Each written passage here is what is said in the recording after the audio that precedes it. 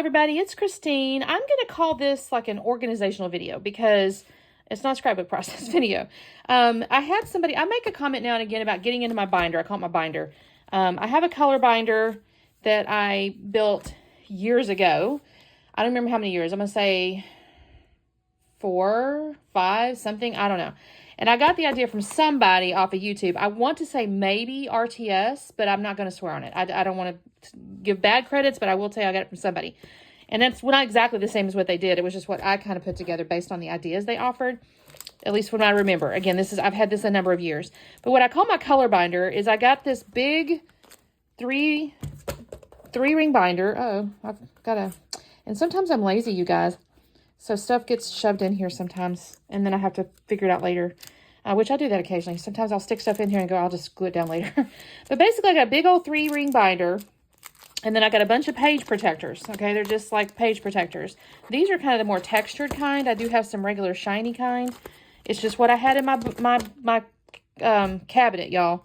And then what I did is I took colored cardstock pieces, the cheap stuff. You can buy like craft colors for your kiddos. And I stuck them in there so I could kind of quickly see, like if I want to get to orange, I know all my orange cardstock is right here, so I'll come here. Same thing for pink, same thing for red, neutrals. And I kind of did it with neutrals at the front, and then I've got like Roy G. Biv, okay? And then toward the back, I've got more like collection-y type stuff. I don't do that often, though, because I will never remember a particular collection necessarily, except for something maybe like this. I may not intentionally do that. Again, I've kind of done this and should not have. This is just things I've done over the years. So I try to keep like, again, if you're looking, it's like all the purpley type stuff is in my purples. All the blue is in the blues, or this is kind of the lighter blue. Then this kind of becomes more the like navy blues, more blues, greens. Again, it's kind of not rocket science, right? It's yellows, oranges, whatever. And so I did that years ago. I went through, I will tell you I've made mistakes. So like these little cork pieces, they don't come up now. I probably need to redo this binder. Oh, actually, it did come up. Well, sometimes I have found when I pull stuff up, it tears. If it's the back side, I don't really care because I'm going to glue it down anyway. So that doesn't hurt my feelings. The things that have hurt my feelings is sometimes it'll cause the whole piece to mess up. Like these ones here have got all kinds of sticky stuff on there. I think that was adhesive wood pieces or something. But anyway, the point is... So I have made some mistakes, but again, I don't not gonna say I don't care, but I go, well, shoot, it is what it is. This is, I don't know what this was. Oh, I do too. It was one of these. I don't need that on there anymore. So I need to kind of go through this though, to be honest with you, because I have had it for quite some time. But I will tell you, I get in here and I use the stuff. So, and I only have this one with the exception of my hip kit. So I do have a hip kit binder that's very similar, except I keep it by colorway. Because with Hip Kit, they tend to have similar colorways across different, collections and months. So I'll keep those kind of by colorway versus a specific color like this. So what I was going to show you today, I have this little baby bits of ephemera here. I just finished out of the Simple Stories little things. And so I don't think I'm going to keep them together. I think I'm just going to like separate it because I don't want to mess with keeping the collection together. I actually cut these out of their piece of pattern paper, but they're little black and white words, so I'm going to set those aside. And I will probably sit here and, well, not probably. I'm going to sort it by color. I think I'm going to call that yellow maybe. Of course, here's red. That's neutral. And I'll just go through and sort real quickly. I try to do it a little bit like gut instinct in a way, like don't spend too much time thinking about it. Like this is a little tricky because this is kind of peachy. Can y'all see that? Okay, good. Sorry, I want to make sure y'all can see what I'm doing. So, there's purple. This is kind of red. I try to keep it, and I don't do too much thinking. This is kind of, I'm going to cut this in the pink colors. Black and white. That's kind of in the neutrals there. I'm going to call this purple because the purple's jumping out at me. It's not technically purple. Obviously, it's grouped. The purples jump out at me for some reason, though, so I'll do that. And there's black and white. Okay, so now I have my colors here, so that's kind of purple now. And that's kind of orangey.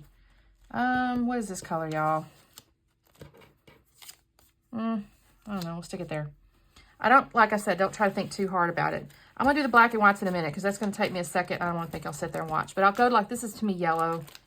And again, this could be subjective in a way, like whatever your brain sees, if that's how it is. And then I'll find some area. Oh, here's an example. This is where a sticker kind of stuck. I can't get that off now. Actually, I say that I could probably use undo. I just have it, you know, done. And I'm going to come over here. Actually, no. I'll go ahead and stay here. And then I use adhesive. I have used removable. I will tell you, it tends not to stick. So in this case, I'm going to use permanent. Again, I don't almost care as long as it doesn't tear the thing up too bad, which I haven't, you know, haven't had too much trouble with it. Here's green. And I'll just find a hole. Sometimes I try to group things, but most of the time I'm just finding a hole. Because if I'm in my color binder, I'm usually looking for a color. Not always. Now, see, this sticker's going to stick.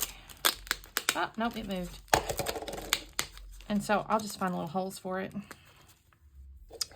Let's see. This is kind of peachy pink. So I'll put that maybe closer to, I don't know why I have this in here. I think because it's so, I don't know what I got going on there. Y'all, like I said, you know, some days I've slept since then. Okay, well, maybe I'll stick it there because I don't really have any room left, but it's kind of grouped with my pinks. So we'll just do this. And it's got some black on it, so, you know, it's not like it's totally crazy. I could have went with green. Oh, well. Maybe I should have. I'll be sad later. Who knows? All right, so purples. See how quickly I can go right to it? Like, I didn't even have to think too hard. And I'll just glue my little guys down.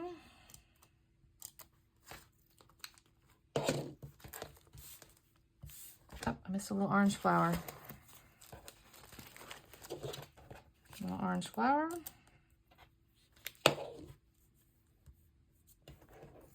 And then let's call these kind of red, right? There we go. And put our strawberries up there. Sometimes if I'm going through my color binder, like let's say, for example, I've got a travel layout. I'm like, oh, I need something in the reds or something. I might come across, y'all can't even see that. Let me get it over here. I come across suitcases and go, oh, that works perfectly anyway. So, you know, sometimes it's like that. But usually I'm looking by color. That's how my brain thinks. I think Roy G. Biv. That's how my clothes are organized in my closet. Like, it's just how I think. So, again, this is just how quickly I can... To see, this had a little bit of glue, but it must have got old. And here's blue. And we'll just put a little glue. Ah. And then these ones here, I will come back into the neutral section, or the black and white, technically. Let's see. Uh-oh.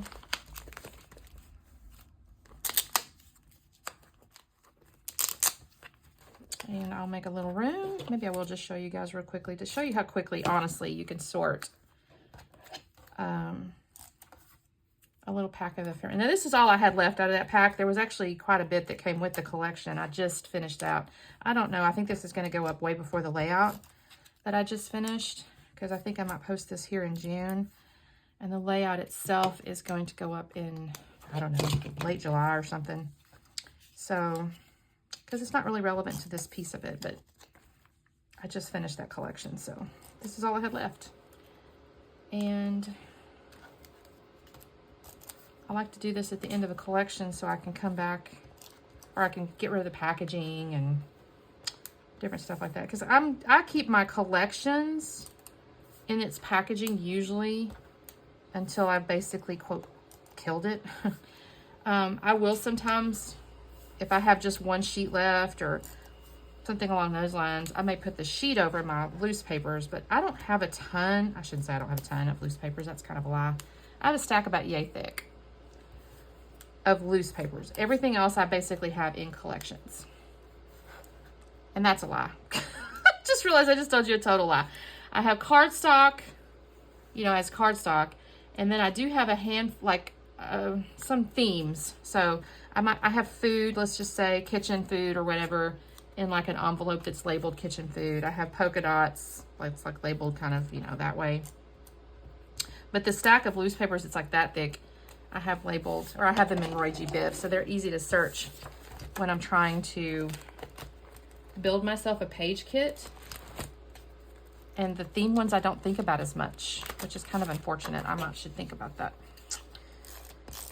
And I'm calling this purple because of the purple flowers. But these are all kind of together now, so that looks good.